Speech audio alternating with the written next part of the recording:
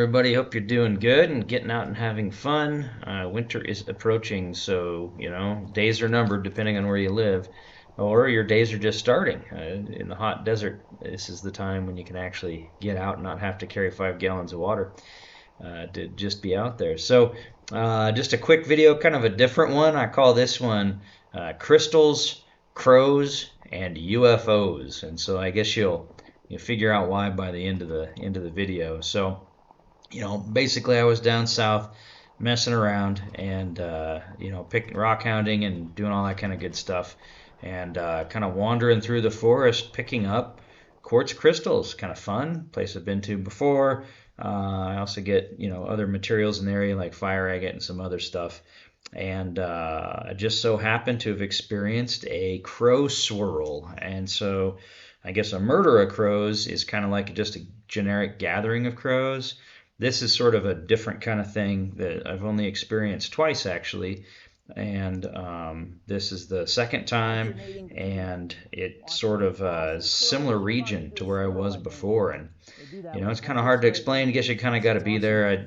This wide angle on this camera sort of kept me from getting great footage, but I'll show you a little bit anyways. But basically what kind of happened each time is that the wind sort of kind of rose up a little bit, and start hearing a lot of squawking, and here come all these crows from every different direction, squawking and grocking and flying kind of low, and they all kind of gather up together in a big group, and then kind of swirl around together like in a big crow-nado, I guess you could say, and kind of dance for a while, and huge numbers, and then they all kind of the wind will shift a little bit, and they'll all fly off in different directions, presumably back to where they came from. So that was kind of a special thing, not something you can put on the shelf, but something to experience in person that's kind of fun. So there's the crystals and the crows,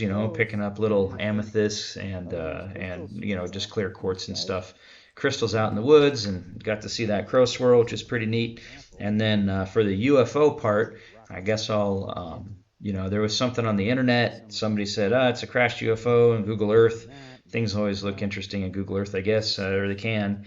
And since it was sort of my backyard, I figured I would do a little bit of analysis on it, and also show you, what I think it probably is, because I haven't been to that particular exact site. I've been within an eighth of a mile of it without even knowing.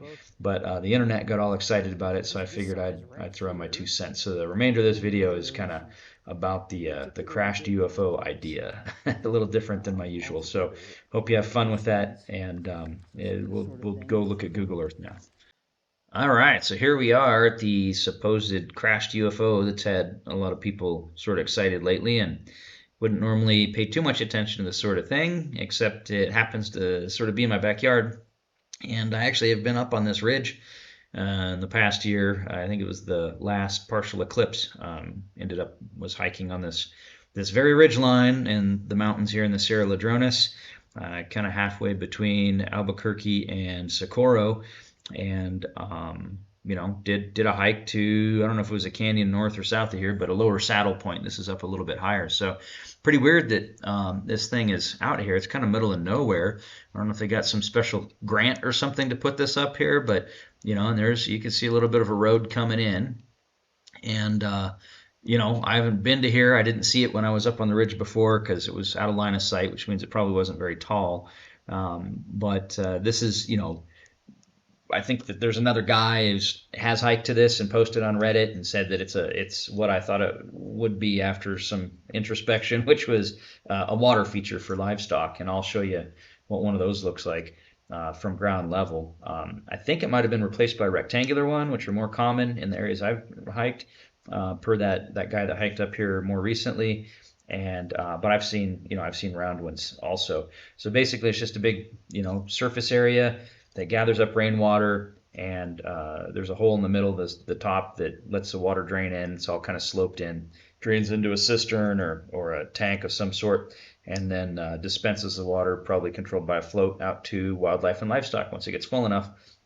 And the lid kind of keeps it from evaporating also, right? So This is a thing you find in the desert Southwest, and apparently been verified as not being a UFO by a guy who hiked up there recently. And it's a pretty rough hike. I mean, I did this hike. He said he was kind of spent after having done that.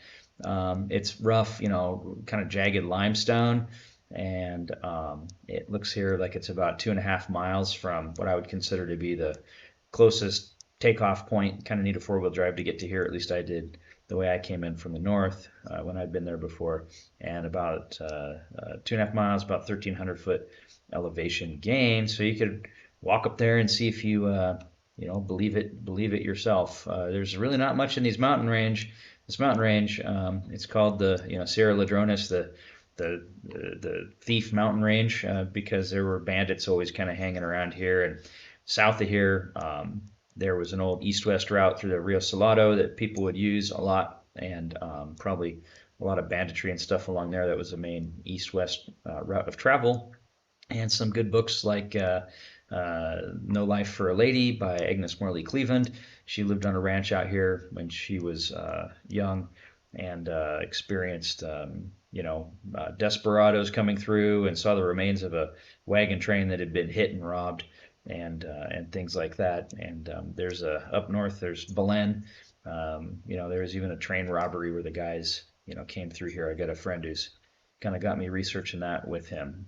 So kind of interesting area, super rugged, not much there. So it is real odd to see something like this out in the middle of nowhere. I don't know why you would put this on a ridge line instead of down lower. Maybe they thought it would get more water from being higher up. They'd get rained on slightly more. Don't know. But yeah, this is definitely no man's land, and sure looks odd. It sure looks interesting in Google Earth, but it's I'm pretty sure it's just a trick tank. So over here, kind of in the Gilas, the Burro Mountains, we'll take a look at a tank I saw the other day when I was out and about, picking up crystals and hanging out in the woods and riding my e-bike and that kind of stuff. And so this is labeled as the Apache Creek Trick Tank. I'll show you a video in a second from ground level, but basically this is the same kind of deal. Surface area to catch the rainfall, drains into a central cistern, and there you go.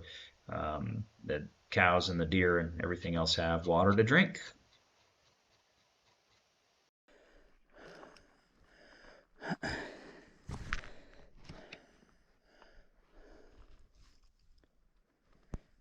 Here's another view of the drinker. Not a UFO, just a wildlife management kind of thing.